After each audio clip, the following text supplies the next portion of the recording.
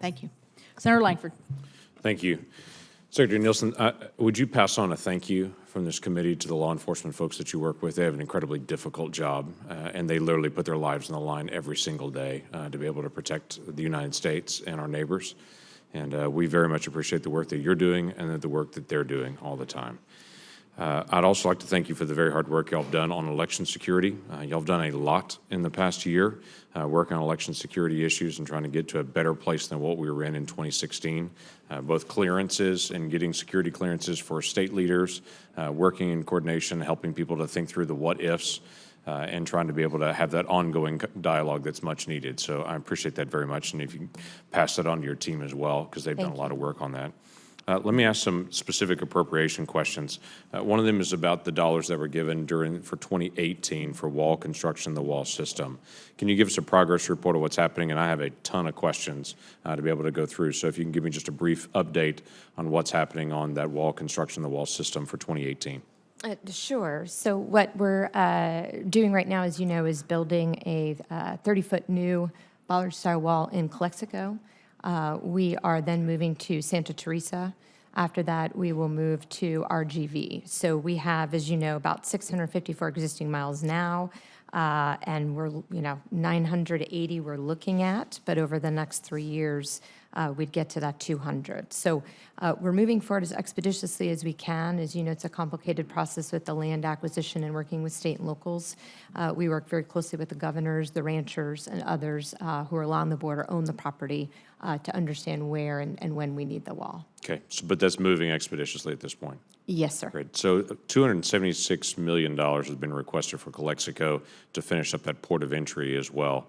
Help me understand what those dollars would go towards. That's a chunk of money to be able to finish out that port of entry there. And I believe that's the second year of that funding for that. What would happen with Calexico if that money is allocated?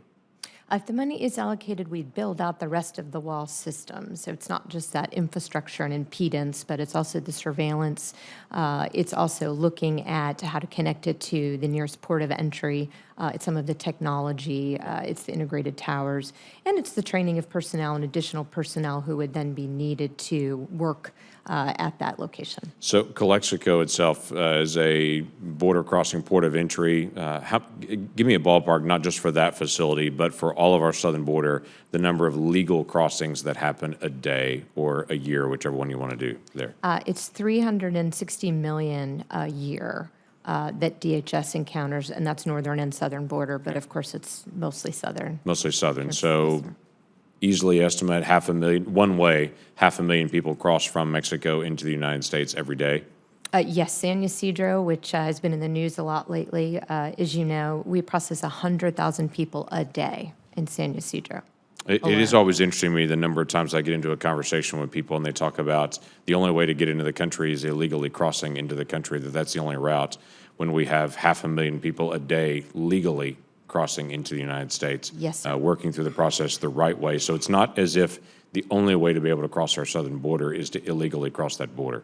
Correct, and it's much, much safer to go through the ports of entry for the immigrant. Let me ask you your vision for the St. Elizabeth facility. Who do you think would move there? As what part of your office? I know there's been some debate on where that will go and who will go there for that St. Elizabeth facility.